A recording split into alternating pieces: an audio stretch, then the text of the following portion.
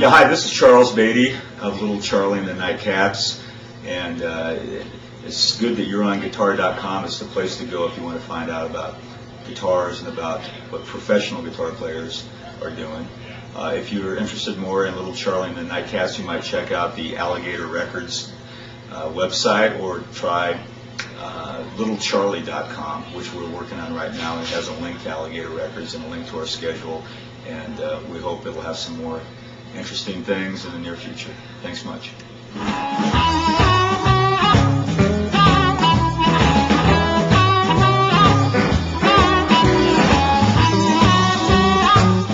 I guess in the more theory, I think that you get to a point where you just have to listen to a lot of songs. For me, I looked at the real book and learned a lot of different tunes and learned about melodies.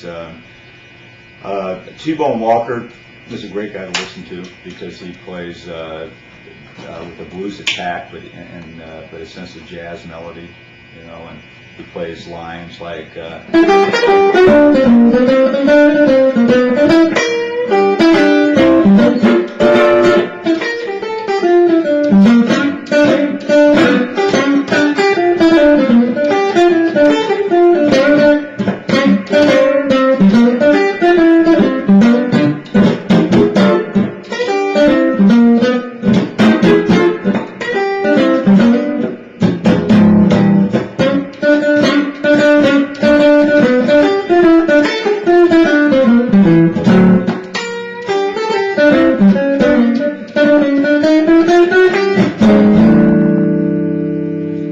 That kind of a demonstration of how I see T-Bone Walker. The other thing is that's just a style I've developed, that when you're the only guitar player, you have to throw in chords as a point of reference. And so you might do and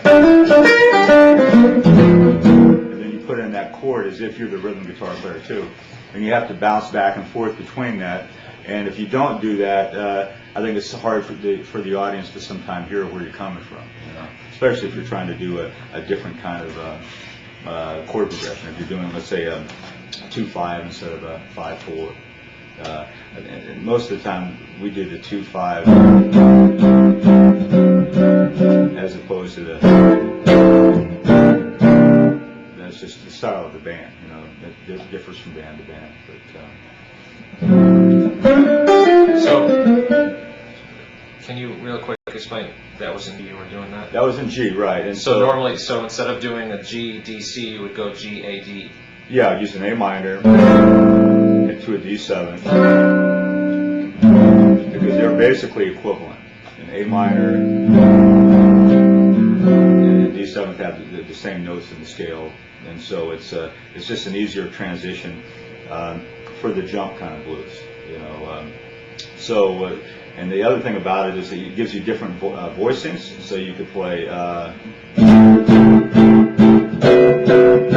which looks like a C to a D, but it's actually a different version of the A minor. Get that movement upwards. That's an A minor to a D13. Or you could do an A minor to a D7 flat 9.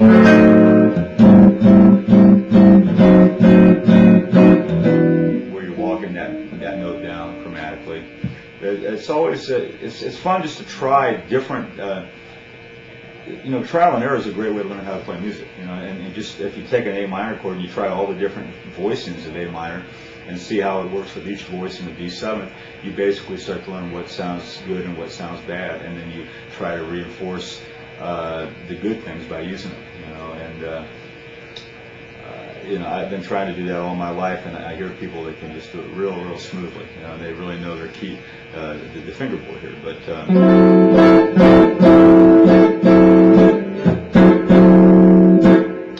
so, for instance, you can have this kind of A minor. This is A minor 6, which looks just like a D9 to a.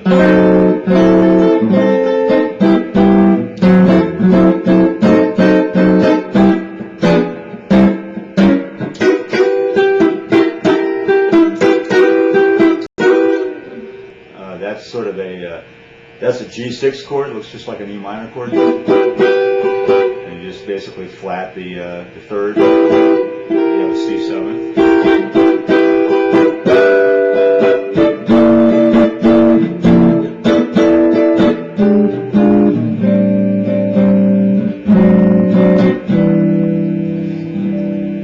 Again, just using different kinds of A minors there and in different spots.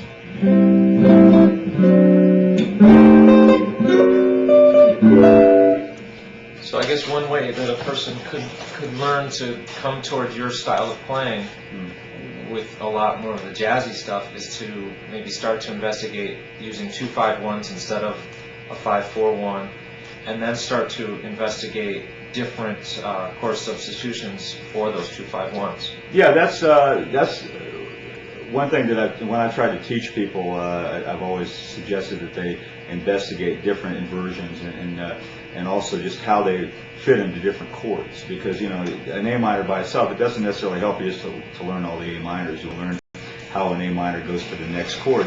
And then the other thing about the 2-5 is that if you work backwards from the 2-5, the chord that precedes the 2 is the 6th, and that's that. It's a sound that you hear in a lot of jazzy blues when they would play, for instance, in the key of G.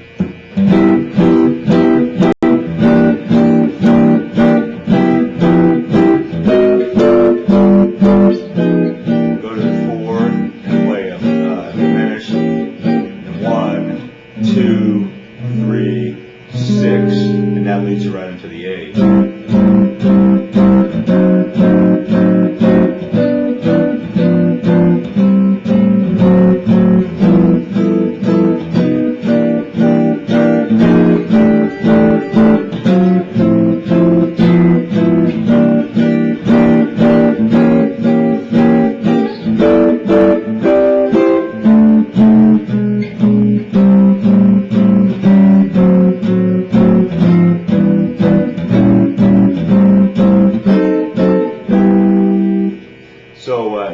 By the same token, you want to try different voices of the E7th, and the E7th looks like a G sharp diminished. You know, there's so many substitutes. You know, if I start thinking of substitutes, I can just go on for hours about it, and it's because I spent hours, hundreds and thousands of hours, looking at all the substitutes, and you start to. I think one thing any guitar player should try to do is to come up with their own language. To be able to convey ideas to other musicians, and also just sort of music is very mathematical, and if you can come up with rules that, whereas you say that maybe that minor chords are equivalent to 7th chords in certain situations, and to be able to learn from those rules, you know, that it's a way to try to manage all this information, because a lot of playing music is just remembering. You can't just think of it as a bunch of licks, but just remembering all these rules and how you can manage all that information, and then make it into blues.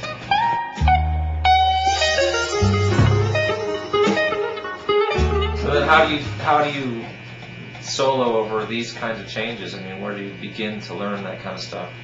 Well, it's interesting because you can actually you can play over the arpeggios of the chords, and try to like if you're going to play over that if you're going to use that 6th in the key of G, when you get there you can play over that E7, or sometimes you can just basically play as if that wasn't happening, but just use that accompaniment as color to your solo. So you could just riff over and do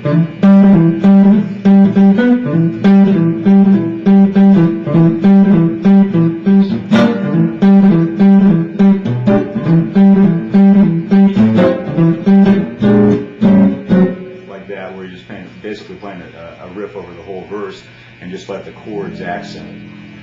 Or you could be playing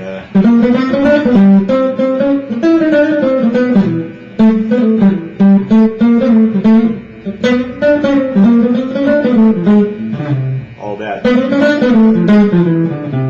That is basically doing G, and I pick up the 3rd of the E there.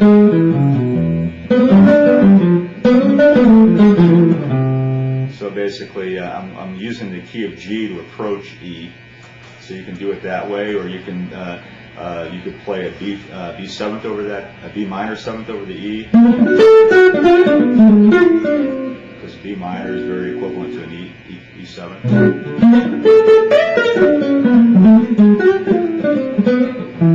And then just basically, there's just so many ways to. That's what keeps soloing interesting. You listen to other people and try to. If you hear a guy like a Lester Young or a Sonny Rollins and hear how they play over blues changes, and maybe some of it's a little too out there for a young guy. Maybe you don't hear those changes. I know there's a lot of stuff I listen to that I just can't hear. But if it sounds melodic, and if I got a way to sneak in eyes like a cat, I'll do it.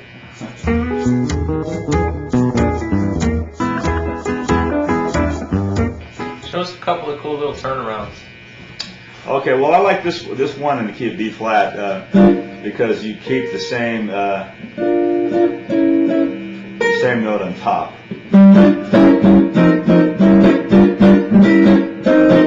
Or it's basically a B flat 6 to a B flat diminished. Hold on a second. Let me zoom in. Your hand's gonna stay pretty much right in that same area. Yeah, I think so. Let me zoom in on that one. Can you start that one over? We have a B flat 6 to a B flat diminished to a C minor 7th, and then you can play the B flat diminished again.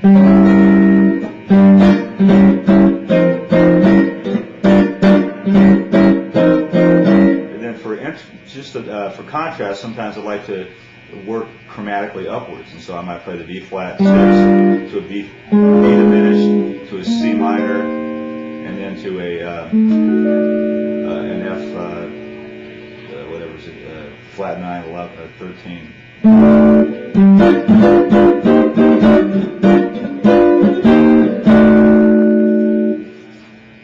Another thing I like to do is just do the same kind of thing over other common notes in the chord. So you take the D note, back in the key of B flat, where you're keeping the same note on top. They're playing a 1-6-2-5 basically. They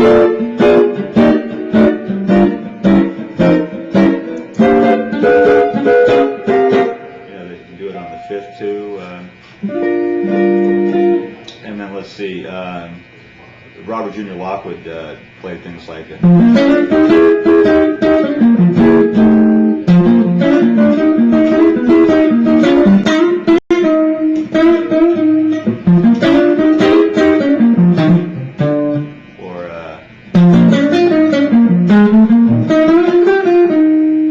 Things like that, little characteristic licks that it's important to learn if you want to have a sense of history in the blues. You want to learn all the major stylists' licks, guys like Jimmy Rogers, Robert Jr. Can you show me that first Robert one again? I want to. So you have that sort of a tritone sound there, a dissonant sound. There's so many different variations. It could be something like that, or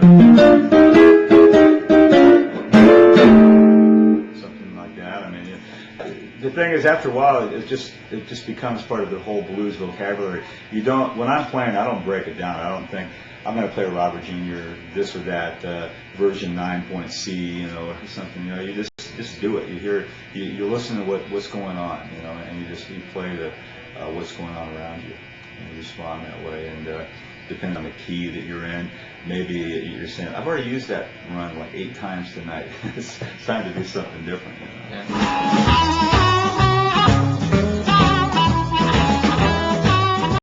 Tell us a little bit about your guitar real quick. This is a ES-295, and this is my main road guitar. I got it from Gibson in 1990. And this is when I was part of the Miller Band Network. I was able to get an endorsement through Gibson. And I've used it on a lot of the records. It's my main road guitar. I have some older guitars, and I like to use them at home, but I don't like to travel with older guitars. And I think this sounds every bit as good. And I've played it so many millions of licks, that it certainly sounds like an old guitar.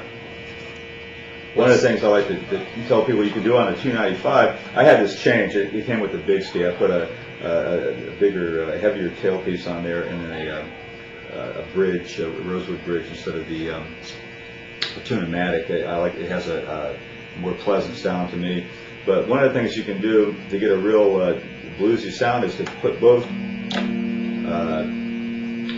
volumes on full, roll off all the tone on the back pickup, and then keep the tone full on the front pickup, and then and get in the middle position, and you have this kind of sound. A little loud there, but I'll turn it down here.